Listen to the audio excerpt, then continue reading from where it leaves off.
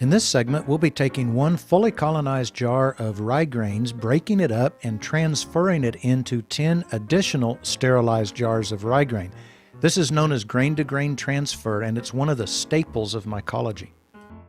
Now, it's very important to understand that when doing grain-to-grain transfers, I simply cannot overemphasize the importance of following proper sterile procedure.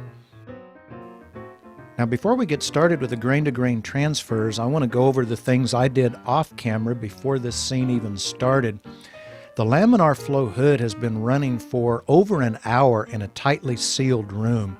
I do that in order to scrub the air of mold spores and bacteria. During that hour, I took a shower and washed my hair, brushed my teeth and used mouthwash, and then I got dressed with freshly laundered scrubs. If you don't have scrubs, simply put on freshly laundered cotton clothing. You can see I'm wearing surgical gloves and Tyvek wrist sleeves to protect my work from any bacteria-laden dead skin cells that the flow hood might knock off that would land in it. I'm wearing a surgical mask, not a dust mask. A dust mask is useless for mycology. They're designed to protect you from inhaling very large particles, such as what you would get if you were out mowing your lawn or something. A surgical mask is designed to protect a patient from the surgeon's own exhaled bacteria, so that's what you want for mycology use. I'm also wearing a hairnet. All of the surfaces have been scrubbed down with alcohol, and now it's time to go to work. Now, the first step, of course, is to very carefully inspect your grain master for any sign of contamination. This is Ganoderma oregonese, one of the reishi mushrooms, and as you can see, it looks like it's kind of splotchy, but that's just the way this mycelium grows. Other types of mycelium, such as oysters or Psilocybe cubensis, will leave your jar a solid, pure white. So it's important to know what each type of mycelium that you work with looks like so that you'll notice if anything is out of the ordinary. Well, let's get started now. You'll notice I'm going to sanitize the jars and the lids very well with alcohol. The purpose for this is so that when we open the jar, the flow hood doesn't knock any contaminants that might be on the surface into our sterilized grains.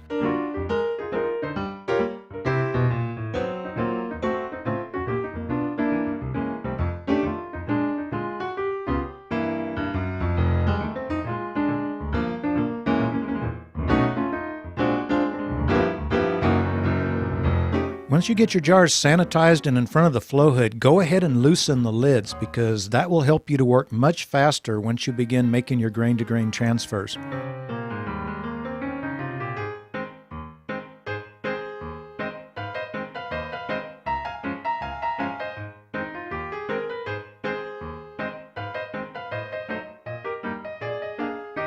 As you'll see repeatedly throughout this video, I use a fully inflated bicycle tire to break up my grain spawn, and you'll see here it only takes a few whacks on the tire and each kernel separates from each other kernel. It's a very effective way to do it.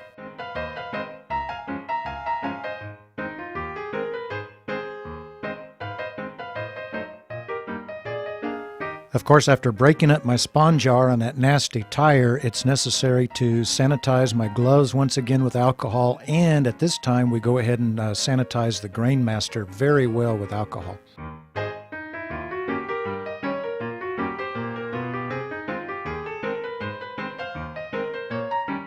Depending on the jars you use, you might find that there's a little valley just below the lid and a rim on the glass. You want to be sure and get in there with alcohol real well because that's right near the opening and you don't want any contaminants from the air that might be stuck to that because your flow hood could very easily blow that right into your grain master or a receiving jar.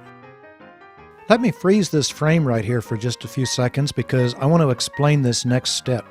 You'll notice I have 4 jars lined up side by side in front of the flow hood. That's all I have room for with this small hood. But what you want to do now is remove the lid from your grain master and place it upside down on the jar just to the right of it, and remove the lid from the first receiving jar and place it upside down on the jar just to the left of that one. You want to make sure both of these lids, while upside down, are well inside the sterile flow of air coming from your flow hood.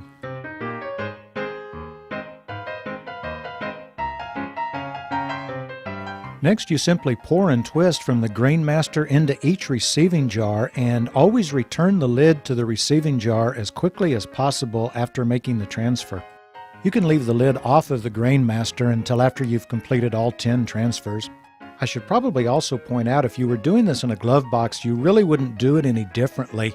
I use the flow hood because it's much more convenient to work in front of, and of course for filming it's much better because you don't have to look through the plastic walls of the glove box.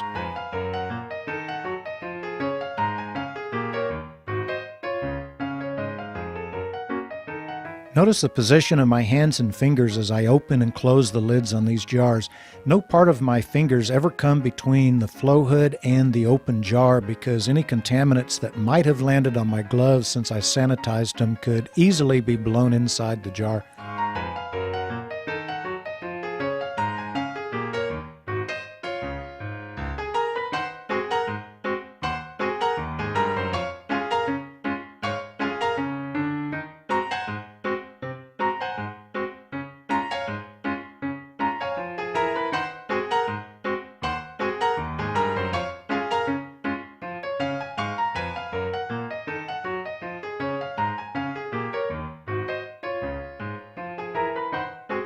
Well, that's about it. I'm sure you get the point.